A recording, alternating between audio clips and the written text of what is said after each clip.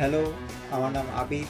তোমরা এতদিন আমার এডিটিং দেখেছো বা আমার ফটো দেখেছো। আজ আমি দেখাবো যে কি করে ফটো শ্যুট করি বা কি করে আমি ফটো শ্যুট করার আগে কি করি।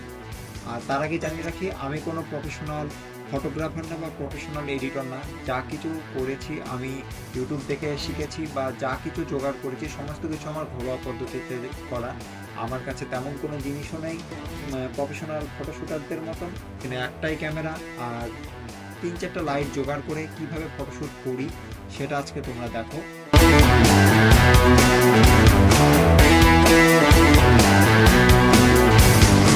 ফটো শ্যুট বা ভিডিওগ্রাফি একটা ভালোবাসা বা নিজের একটা কিছু, সেই জিনিসটাকে আমরা যতটা ভালোবাসবো সেই জিনিসটা ঘুরিয়ে আমাদেরকে ততটা ভালোবাসা রিটার্ন দেবে।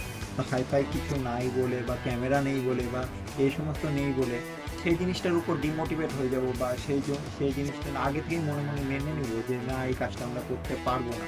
এটাই ভাবতে হবে যে আমি এই কাজটা করতে পারবো, আমি এই জিনিসটা করতে পারবো, আমি এই ভিডিও এডিটিংটা করে দেখাবো। এডিটিং এ কতটা কি করা যায়।